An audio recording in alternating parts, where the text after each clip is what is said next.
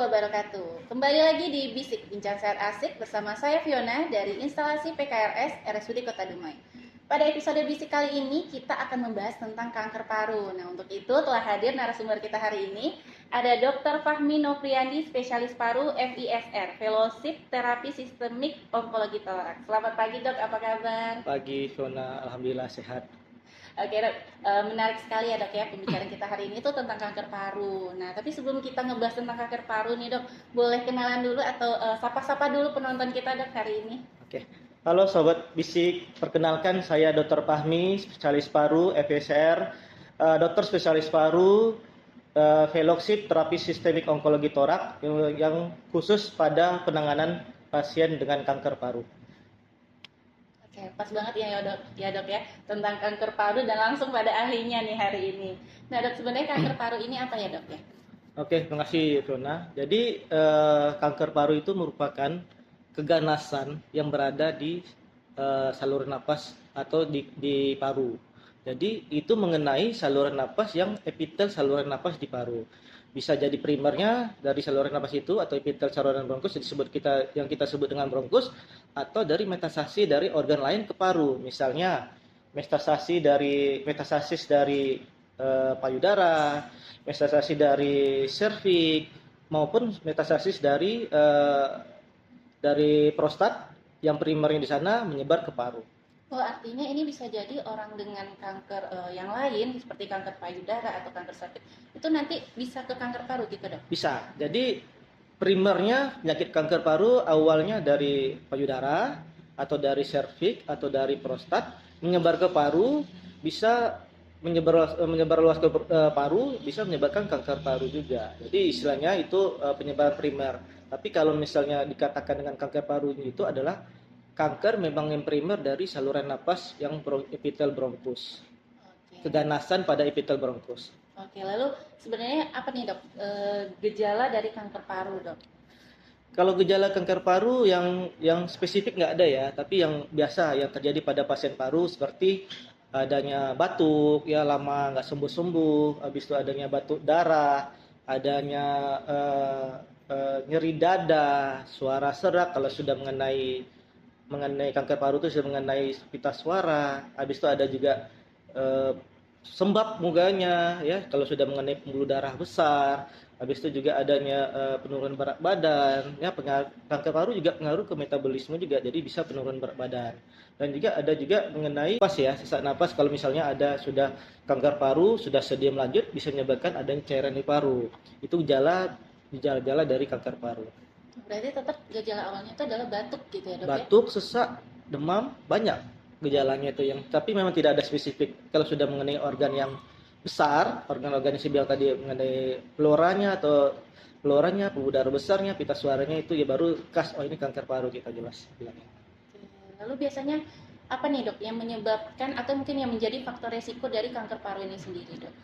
Sebelum saya jelaskan faktor risiko, kita harus tahu dulu angka kejadian ya, angka secara data global. Kalau di dunia kanker paru ini nomor 1 angka kejadiannya, itu sampai 18% dari seluruh dunia.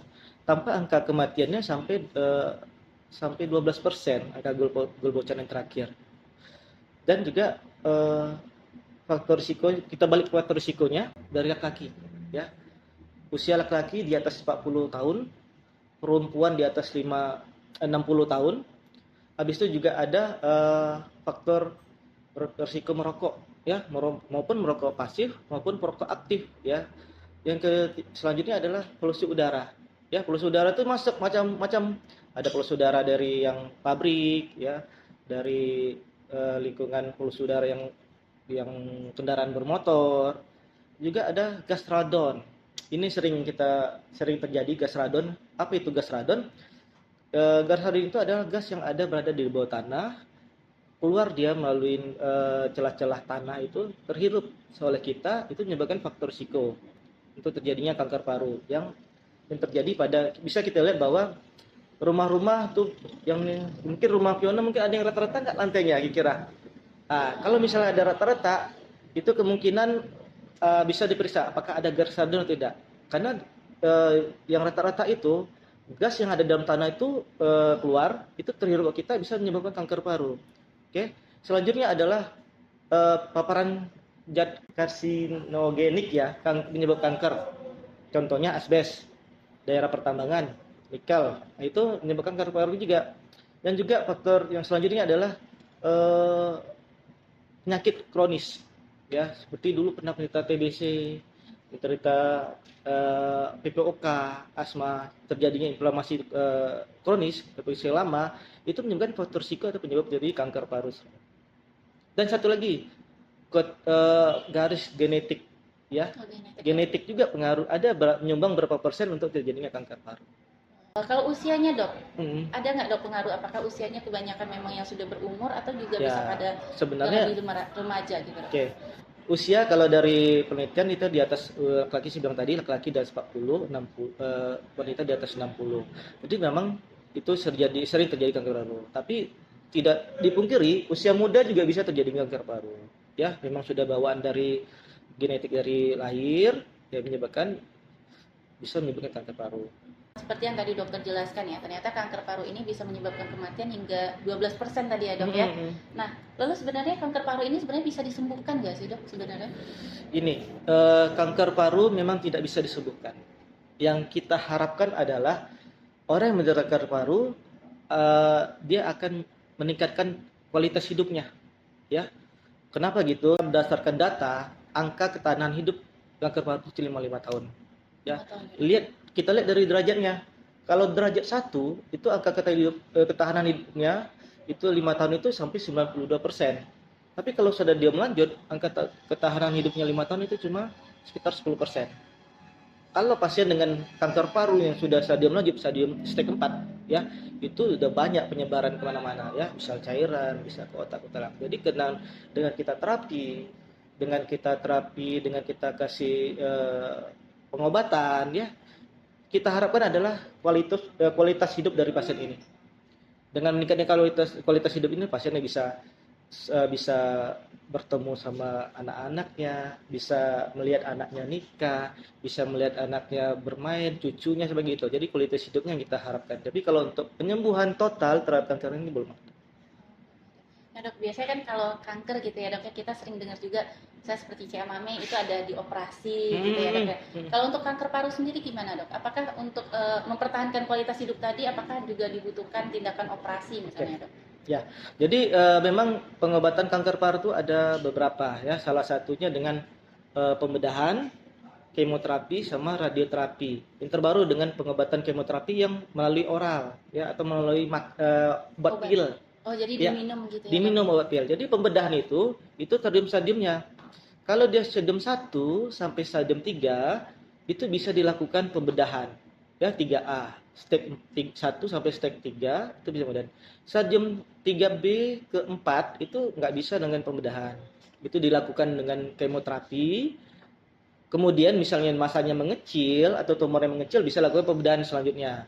Ada satu pasien saya stadium 1 ya, dilakukan pembedahan. Habis itu kemudian dilakukan kemoterapi. Di kemoterapi kenapa tujuannya?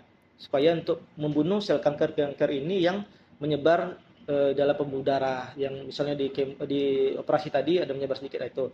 Dengan sampai sekarang dalam hampir 5 tahun 6 tahun bagus gitu. Jadi makanya kita harus lakukan deteksi dini dan screening deteksi dini untuk supaya kanker paru ketemunya tidak dalam stadium yang lanjut gitu. Nah, menarik nih dok. Kita perlu untuk deteksi dini dan screening gitu ya dok. Biasanya untuk kanker paru ini apa nih dok, deteksi dini yang bisa dilakukan? Oke, gini. Kita awal adalah apa screening dan deteksi dini. Kalau screening itu pasien yang belum ada gejala, sekali ya dok. Belum ada gejala sama sekali dia melakukan. Tapi kita lihat dari faktor risiko tadi, ya, usianya, dari perokoknya, habis itu ada keturunannya, habis itu ada penyakit inflamasi kronis tadi, ya, paparan kerja, nilai nanti screening. Kalau misalnya ada angkanya ringan, sedang, berat, tuh nanti kita ada barcode yang bisa melakukan bisa menilai ini kita nih risiko ringan, sedang atau berat. Kalau misalnya ringan tanpa ada keluhan, ya, kita konsultasilah ke terutama dokter spesialis paru. Kalau sedang berat, dilakukan konsultasi juga dokter paru, dilakukan pemeriksaan apa namanya, ronsen torak minimal, nanti pemeriksaan CT scan yang berat. Jadi kalau sudah ada misalnya tadi screening ya, kalau deteksi dini itu sudah dilakukan screening, kita ada gejala atau mau screening yang dengan derajat yang berat, itu lakukan pemeriksaan deteksi dini dengan apa? Dengan ronsen torak, ya, habis itu dengan adanya CT scan. CT scan itu yang ada kita lakukan CT scan yang low dosis, ya, itu untuk khusus untuk pemeriksaan kanker paru dengan CT scan LDCT namanya. Ya, untuk screening ini kita lakukan pada usia berapa sebaiknya, Dok? Karena kan tadi nggak ada gejala dulu nih, gitu ya kan? Ya, jadi kita patokan tadi yang dari berdasarkan pemeriksaan deteksi dini itu di atas 40 atau wanita pria dengan gejala dengan faktor risiko tadi merokok semuanya, ya umur, genetik gitu ya, sama juga di wanita di atas 60 dengan gejala atau dengan misalnya ada gejala-gejala klinis kanker paru, bisalah kita lakukan ke arah deteksi dini boleh. Nah, misalnya nih dok, ada penonton yang dengar hari ini terus bilang, oh ya mau deteksi dini lah ini gitu kan dok, karena memang kanker paru ternyata sangat berbahaya dan banyak sekali ya dok ya. Nah itu ke siapa itu biasanya kita deteksi dininya dok? Apakah bisa dokter umum atau memang sebaiknya langsung ke dokter spesialis paru dok? Oke gini, jadi di pemerintah ya sudah menggalakkan adanya screening dan deteksi ini yang diawali di puskesmas ya. Sudah digalakkan bahwa jadi memang kanker paru ini kan memang angka kematian yang tertinggi ya. Kalau di dunia itu nomor 1, kalau di Indonesia itu nomor 3 ya, nomor 3 setelah kanker payudara dan kanker serviks ya, baru ketiga ya kanker paru di Indonesia. Jadi pemerintah kita sudah menggalakkan screening dan kanker paru berawal dari puskesmas. Nanti mereka mengisikan data barcode itu, mengisi data mandiri barcode, melihat ada ringan sedang berat tadi, risiko ringan, risiko berat, sedang, berat. Kalau sudah ada ketemu dia risikonya sedang atau berat, bisa dikonsulkan ke dokter paru ya di rumah sakit yang terdekat yang ada di tempatnya. Nanti dokter paru menilai lagi pasien ini perlu nggak dilakukan ronsen torak. Setelah misalnya ada awal ya, pemeriksaan awal ya, kalau dia misalnya ada ketemu ronsen torak, dilanjutkan pemeriksaan lebih lanjut. Pemeriksaan lebih lanjut apa? Dengan CT scan. Kalau misalnya ada ketemu lagi, memang oh ini memang massa, ini memang tumor, ini memang kanker paru, kita lakukan pemeriksaan lebih lanjut. Kita lakukanlah bronkoskopi. Ya, jadi kanker paru itu untuk diterapi itu tidak mentok di CT scan aja. Kita harus tahu jenis kanker paru itu apa. Ya, kanker paru jenisnya macam-macam, ada yang squamous, ada yang adenokarsinoma, itu nanti yang ditentukan oleh PA. Bagaimana kita mengambil sampel itu dengan bronkoskopi. Apa itu bronkoskopi? Bronkoskopi itu adalah memasukkan skop atau selang ke dalam mulut, ya, menelusuri saluran napas paru. Di situ lihat kalau misalnya ada kelainan, kita ambil sampel sedikit. Nanti kita ambil sedikit, barulah kita periksa di laboratorium PA, ya. Baru gitu, apa nih kanker paru jenis apa, setelah tahu jenisnya apa, barulah kita lakukan pengobatannya, pilihan terapi ya. Pilihan terapi tadi banyak ya, Fiona ya tadi yang tadi bilang ada pembedahan, ada yang kemoterapi, ada pengobatan oral ya, pengobatan oral sekarang lebih canggih. Jadi tergantung stadium tadi ya, pembedahan tadi stadium-stadiumnya. Kalau yang sekarang ini pengobatan kemoterapi oral itu lebih efek samping lebih ringan ya, tapi harus ada syarat-syarat tertentu itu bisa pengobatan untuk dilakukan pengobatan oral. Jadi pemeriksaannya kalau untuk pemeriksaan lebih lanjut ke kanker paru bisa dilakukan di RSUD kita ini ya, bisa dilakukan di rumah sakit kita ini. Ini juga tidak bisa disembuhkan gitu ya. Artinya apakah pasien ini akan meminum obat seumur hidup dok? Nah iya. Jadi kalau dia misalnya pembedahan hilang, diangkat tumornya hilang, dilakukan kemoterapi 6 siklus. Kalau sudah 4 tetap dilakukan 6 siklus.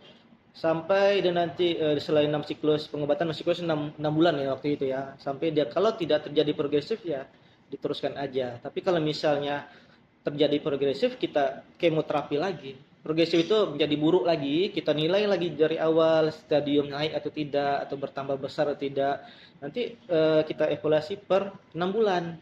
Kalau dia 6 bulan bagus, stabil aja, nggak lakukan apa-apa. Tapi kalau misalnya jadi progresif, kita lakukan kemoterapi ulang.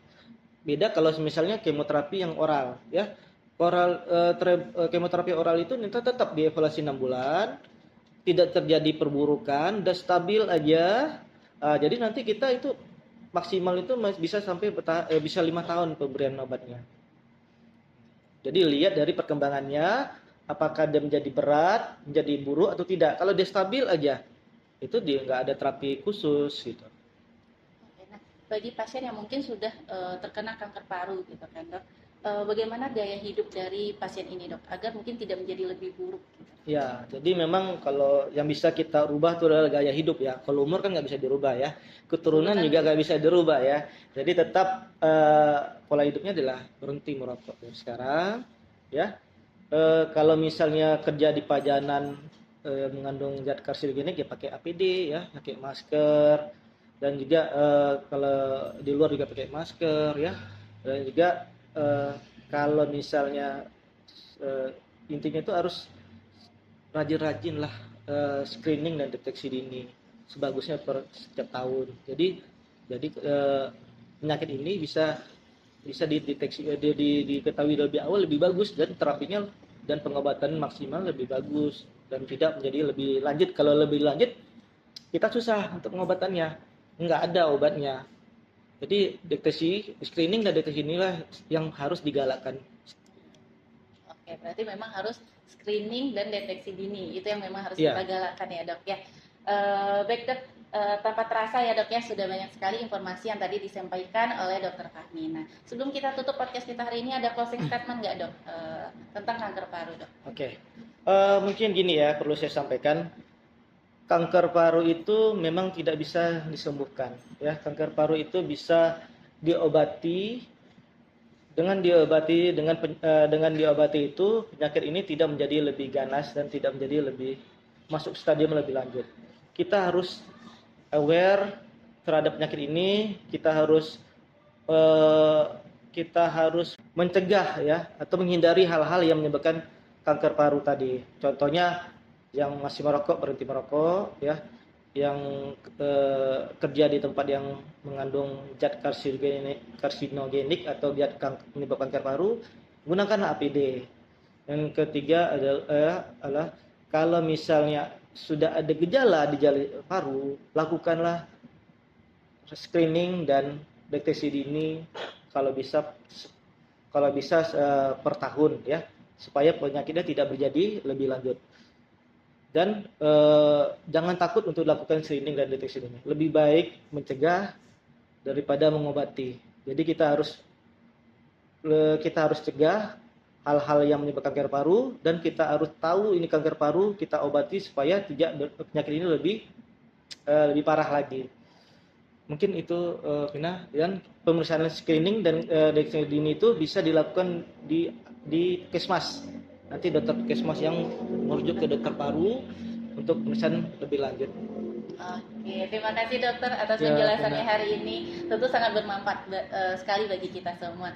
Baik sobat bisik, kalau misalnya ada yang ingin ditanyakan atau mungkin kurang paham, boleh DM kami di IG PKRS RSUD Kota Dumai. Nanti kita akan tanyakan ke dokter Fahmi dan kita akan jawab di balasan Instagram.